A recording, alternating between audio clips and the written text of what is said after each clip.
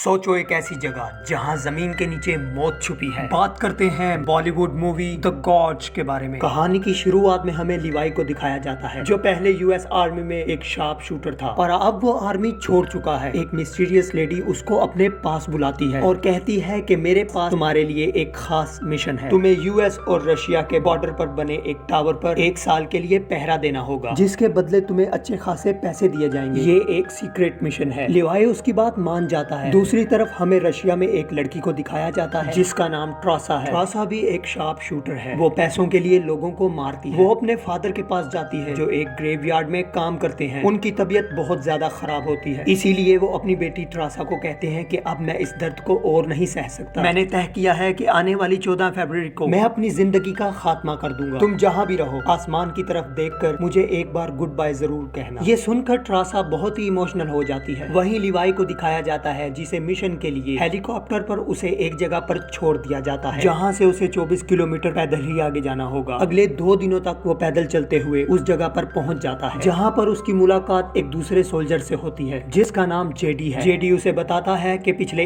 1 साल से मैं यहाँ पर हूँ। मैंने 1 साल के बाद किसी इंसान को देखा है, इसीलिए वो लिवाई को देखकर बहुत खुश होता है। और अब वो बताता है कि यहाँ पर 2 टावर हैं। ये रशिया और यूएस का बॉर्डर है। दूसरा टावर सामने जो दिख रहा है वो रशिया का टावर है। इन दोनों टावर्स के बीच में एक घाटी है जहां हमेशा धुंध छाई रहती है। तुम्हें हमेशा अपने टावर पर अपनी मशीन गन में गोलियों को हमेशा लोड रखना है और यहाँ पर जितने भी इक्विपमेंट्स हैं, जितने भी एंटीना हैं, उन्हें चेक करना है। अगर कोई भी एंटीना और कुछ भी खराब होता है तो तुम्हें उसे ठीक करना होगा। साथ ही तुम अगर कभी सायरन की आवाज को सुनो तो जल्दी से भागकर ऊपर इसी टावर पर आ जाना। यहाँ पर लिवाई इससे पूछता है कि इतनी सारी सिक्योरिटी किसके लिए है, यहाँ पर ऐसी कौन सी चीज है। और अब जेडी उस घाटी में एक बम को फेंकता है। जब घाटी में नीचे जाने के बाद बॉम्ब ब्लास्ट होता है तो वहाँ से खतरनाक क्रिएचर्स की आवाज आती है, यानी कि उस घाटी के अंदर कोई तो ऐसी चीज है जिसे ना तो रशिया और ना ही यूएसए चाहता है कि ऊपर आए। और अब वो लिवाई को सारी इंफॉर्मेशन देने के बाद यहाँ से जाने की तैयारी करता है। उसे लेने के लिए हेलीकॉप्टर आता है जिसमें एक सोल्जर होता है जो जेडी को ऊपर रस्सी से खींचता है और उससे उसकी इंफॉर्मेशन पूछता है। और जब सोल्जर को यकीन हो जाता है कि जेडी वही है जो पिछले 1 साल से यहाँ टावर पर ड्यूटी कर रहा था, तो वो उसे धक्का देकर उसी गॉर्ज में गिरा देता है जहाँ से खतरनाक क्रिएचर्स की आवाज आ रही थी। इसका मतलब ये है कि यहाँ पर ड्यूटी देने वाला इंसान कभी आम इंसानों के बीच में जाकर नहीं रह सकता। अब लिवाई अपने काम पर लग जाता है। उसका काम होता है कि यहाँ पर हर चीज की देखभाल करना और महीने से एक बार यहाँ से सारी इंफॉर्मेशन रेडियो से आगे पास ऑन करना। लेकिन लिवाई इस काम से बहुत ज्यादा बोर हो चुका है। एक दिन वो सामने के टावर पर अपनी दूरबीन से एक लड़की को देखता है। ये लड़की और कोई नहीं बल्कि ट्रासा है, जो उसी की तरह एक शार्प शूटर है, पर ये दोनों अलग अलग देशों के लिए काम करते हैं, इसीलिए इन्हें आपस में कांटेक्ट करने की इजाजत नहीं होती। एक दिन जब ट्रासा का बर्थडे होता है, वो जानबूझकर गोली चलाकर लिवाई का ध्यान अपनी तरफ करती है और एक बड़े से बोर्ड पर लिखती है व्हाट्स योर नेम। दूरबीन से लिवाई ये देखता है और वो भी एक बड़े से कागज के टुकड़े पर लिखता है we are not allowed to contact, यानी कि हम एक दूसरे से कॉन्टेक्ट नहीं कर सकते। ट्रासा लिखती है कि आज मेरा बर्थडे है, मैं जो चाहूँ कर सकती हूँ। और इसी तरह से ये एक दूसरे से लिखकर आपस में बातें करते हैं, जिसकी वजह से इनकी आपस में जान पहचान हो जाती है। इन दोनों को ही समझ में आ जाता है कि इन दोनों का निशाना अचूक है। और तभी ट्रासा देखती है कि नीचे से कुछ क्रिएचर्स ऊपर आ रहे हैं, इसीलिए वो उन पर निशाना लगाना शुरू कर देती है। लिवाई भी उन क्रिएचर्स के ऊपर निशाना लगाता है और एक क्रिएचर जो कि ट्रासा के टावर तक पहुंच ही गया था, उस पर निशाना लगाकर लिवाई उसे नीचे गिरा देता है। जब वो सारे के सारे क्रिएचर्स मारे जाते हैं तो ट्रासा लिखती है कि ये मेरा आज सबसे बेस्ट बर्थडे है। और अब अगली सुबह दिखाया जाता है जहाँ पर लिवाई नीचे जाकर हर एक चीज को प्रिपेयर करता है। साथ ही इनकी जो भी चीजें वेस्ट हो जाती हैं, ये उन सबको गोर्ज में फेंक देते हैं। अब 1 महीना बीत जाता है। ट्रासा और लिवाई अच्छे दोस्त बन चुके हैं। ये दिसंबर का महीना होता है, इसीलिए बहुत ज्यादा ठंड होती है। ट्रासा ने बर्फ से एक स्टैचू बनाया होता है। दरअसल ये स्टैचू और कोई नहीं लिवाई होता है। लिवाई ने भी इसी तरह का स्टैचू बनाया है जिसे वो ट्रासा समझता है। कुछ महीने और बीत जाते हैं और दिन आता है 14 फरवरी का। आज ट्रासा बहुत ज्यादा उदास होती है क्योंकि उसे पता है कि उसके पिता अब तक अपनी जिंदगी का खात्मा कर चुके होंगे। वो लिवाई को लिखकर कहती है कि आज मेरी जिंदगी का बहुत ही मुश्किल दिन है, काश मेरे पास कोई मेरा अपना होता। लिवाई अब फैसला कर लेता है कि अब वो किसी भी कीमत पर ट्रासा से मिलने गोश की दूसरी तरफ जो टावर है वहाँ वो जाएगा। वो गन से एक मोटी तार को दूसरी तरफ भेजता है जिसे ट्रासा एक मजबूत पेड़ के साथ बांध देती है। और अब लिवाई उस तार से दूसरी तरफ पहुँच जाता है। पहली बार ये दोनों एक दूसरे के आमने सामने हैं। ये दोनों एक दूसरे को देखकर बहुत खुश होते हैं। रात को ये दोनों डिनर करने बैठते हैं जहाँ ये एक दूसरे को अपने बारे में सब कुछ बताते हैं। इसके बाद ये डांस करते हैं। दरअसल ये दोनों एक दूसरे को अब पसंद करते हैं। रात ये एक दूसरे के साथ बिताने के बाद अगली सुबह लिवाई एक बार फिर से अपनी टावर की तरफ जाने लगता है और तभी उसकी जो वायर होती है जिससे वो लटक कर जा रहा होता है वो एक लटकते हुए बॉम्ब से टकरा जाती है, जिससे एक ब्लास्ट होता है। ब्लास्ट होने की वजह से वायर टूट जाता है और वो सीधा गॉर्ज में जाकर गिरता है। उसे बचाने के लिए ड्रासा भी पैराशूट लगाकर हथियार लेकर गॉर्ज में कूद जाती है। वो पानी में गिरती है। दरअसल गॉर्ज में चारों तरफ पीले रंग की धुंध छाई होती है। वहाँ पर लिवाई उसे दिख जाता है जो एक पेड़ के साथ उल्टा हुआ लटका होता है। तभी एक क्रिएचर उसको खाने के लिए उसकी तरफ बढ़ता है, पर लिवाई उसे गोली मार देता है जिससे वो पेड़ से नीचे गिर जाता है। और तभी पेड़ के अंदर से एक अजीब सी हड्डियां निकलती हैं जो उसे मारने की कोशिश करती हैं और ड्रासा वहां आकर उसे बचा लेती है। और अब घोड़े पर बैठकर अजीब से क्रिएचर्स आते हैं जो इन दोनों पर हमला करते हैं। और ये दोनों बहुत ही अच्छे शार्प शूटर हैं, इसीलिए वो इनका खात्मा कर देते हैं। अब इन्हें किसी भी कीमत पर ऊपर जाना होगा, इसीलिए ये दोनों आगे बढ़ते हैं। जहाँ पर धुंध जो पहले येलो रंग की थी अब वो पर्पल हो जाती है। धुंध जितनी डार्क होगी खतरा उतना ही ज्यादा होगा। यहाँ पर इन्हें एक कॉलोनी दिखती है जो कि ओपेनहाइमर ने उस वक्त बनाई थी जब वो एटम बॉम्ब बना रहे थे, और इन्हें कुछ समझ नहीं आता कि यहाँ पर क्या हुआ था। अब ये दोनों के दोनों आगे बढ़ते हुए एक लैब की तरफ पहुंच जाते हैं जिसे 1946 में बनाया गया था। यहाँ पर इन्हें कैसेट मिलता है जिसको ये प्ले करते हैं, जहाँ पर एक रिसर्चर बताती है कि इस जगह पर हम ह्यूमन के डीएनए पर रिसर्च कर रहे थे, लेकिन वो पूरी की पूरी रिसर्च हमारी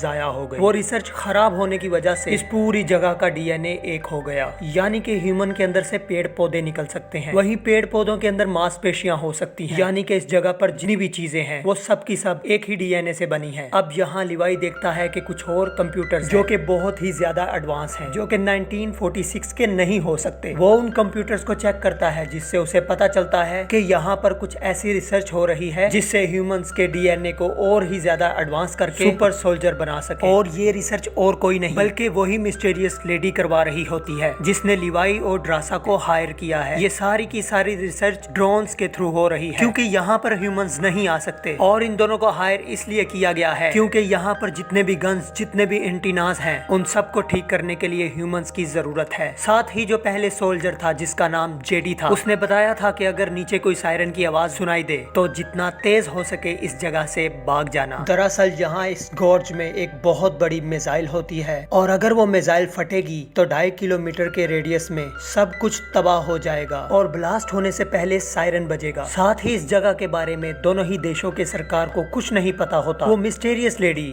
सीक्रेटली इस काम को करवा रही होती है। ये सारा सच जान चुके हैं पर इन्हें किसी भी कीमत में यहाँ से निकलना होगा। जब ये यहाँ से आगे बढ़ते हैं तो कुछ क्रिएचर्स इनके बैग को इन्हीं के सामने रख देते हैं। इन्हें गोलियों की जरूरत है, इसीलिए ड्रासा धीरे धीरे बैग की तरफ दौड़ती है, पर इससे पहले कि वो बैग लेकर वापस आती एक क्रिएचर उसे खींच कर अपने साथ और भी अंदर ले जाता है। ये रेड जोन होता है, यानी कि यहाँ पे खतरा और भी ज्यादा है। और अब वो क्रिएचर ड्रासा के सामने आता है। दरअसल वो उसका डीएनए चेक कर रहा होता है। ये क्रिएचर और कोई नहीं बल्कि यहाँ ऊपर जो टावर है उसका पहला सोल्जर था जो इन्फेक्टेड होने की वजह से पूरी तरह से बदल चुका है। उसके अंदर इंसानों के साथ साथ पेड़ पौधों का डीएनए भी है। और अब वो ड्रासा को मारना चाहता है, पर इससे पहले कि वो ड्रासा को नुकसान पहुंचाए यहाँ पर लिवाई आ जाता है जो उस क्रिएचर पर गोलियां चलाकर उसे खत्म कर देता है। और अब इन्हें यहाँ के बारे में और भी इंफॉर्मेशन मिलती है जिससे इन्हें पता चलता है कि वर्ल्ड वॉर 2 के बाद यहाँ पर वेपन्स बनाए जा रहे थे, पर अर्थक्वेक आने की वजह से यहाँ पर जितने भी बायो वेपन्स थे सबके सब लीक हो गए, जिसकी वजह से यहाँ के सभी लोग इन्फेक्टेड हो गए। ये दोनों के दोनों किसी भी कीमत पर यहाँ से ऊपर जाना चाहते हैं। इनके सामने बहुत ही बड़ा पेड़ होता है जिसके इंसानों की तरह अलग अलग ऑर्गन्स होते हैं क्योंकि यहाँ की हर एक चीज का डीएनए एक ही है। इंसानों के अंदर पेड़ पौधों का भी डीएनए है, वहीं पेड़ पौधों के अंदर इंसानों का। और अब ये धीरे धीरे बड़ी सावधानी से आगे बढ़ना शुरू करते हैं। तभी गलती से ड्रासा का पैर एक ऑर्गन के ऊपर पड़ जाता है जिसकी वजह से पूरा का पूरा पेड़ एक्टिव हो जाता है। वो इनके ऊपर हमला कर देता है और लिवाई उस पेड़ को आग से जला देता है। आगे बढ़ते हुए इन्हें एक जीप मिल जाती है और अब ये दोनों के दोनों उस जीप पर बैठकर बड़ी तेजी से यहाँ से निकलकर आगे बढ़ जाते हैं। ये पर्पल जोन में पहुंच जाते हैं जहाँ से इन दोनों ने अपना सफर शुरू किया था। इन्हें वहाँ पर ऊपर से लटकती हुई वायर मिल जाती है जिससे कि ये ऊपर जा सकते हैं। इसीलिए यहाँ पर लिवाई अपनी जीप को वायर के साथ बांध देता है और अब धीरे धीरे वायर के साथ ऊपर की तरफ जीप खींचना शुरू हो जाती है। और अब इस गॉर्ज के खतरनाक क्रिएचर्स जीप के साथ लटके हुए होते हैं और इन्हें मारना चाहते हैं। लिवाई बड़ी चालाकी से जीप की टैंकी को फोड़कर उन सबको जलाकर मार देता है। ये दोनों के दोनों किसी तरह से गॉर्ज से बाहर निकल आते हैं। ऊपर आने के बाद अब ये दोनों तय करते हैं कि ये और भी वक्त इस टावर के ऊपर नहीं रुकेंगे, लेकिन सबसे पहले लिवाई अपने टावर पर जाकर उसे ब्लास्ट करना चाहता है। साथ ही वो वहाँ से उस मिसाइल को एक्टिवेट कर देगा जो नीचे गॉर्ज में है, ताकि नीचे हर एक क्रिएचर पूरी तरह से हमेशा के लिए खत्म हो जाए। ट्रासा कहती है कि मेरे पास एक ऐसी सीक्रेट जगह है जहाँ पर हमें कभी कोई नहीं ढूंढ पाएगा। और अब लिवाई अपने टावर पर वापस चला जाता है, लेकिन वो मिस्टीरियस लेडी जिसने उसे हायर किया है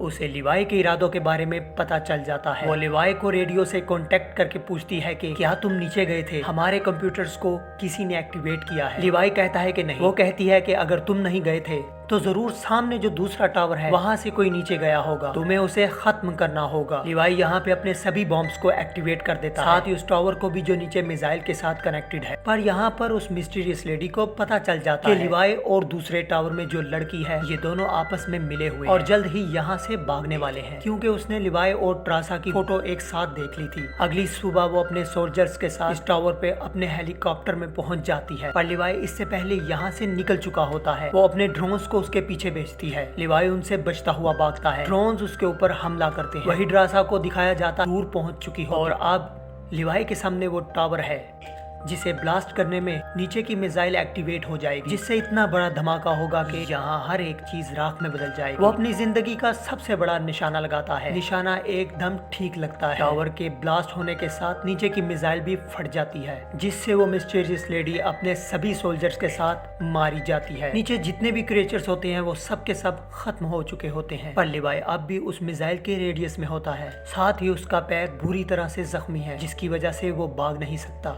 वो ऊपर झड़ने से नीचे कूद जाता है। वही ड्रासा को दिखाया जाता है जो लिवाई का इंतजार करती है, पर लिवाई नहीं आता। वो भी 5 दिनों तक एक केव में रहती है, क्योंकि वो गॉर्ज में गई थी और अगर वो 5 दिनों तक इन्फेक्टेड नहीं हुई तो वो यहाँ से चली जाएगी। दरअसल 5 दिनों में पता चल जाएगा कि वो इन्फेक्टेड है या नहीं। 5 दिन गुजर जाने के बाद वो यहाँ से एक नई जिंदगी की शुरुआत में निकल जाती है। एक लोकल रेस्टोरेंट में वो वेटर का काम करती है और कुछ दिनों के बाद वहाँ पर लिवाई आ जाता है, जो अब भी जिंदा है। दरअसल वो जख्मी था, इसीलिए वो उससे मिलने नहीं आ पाया। उसे देखकर ट्रासा बहुत खुश हो जाती है।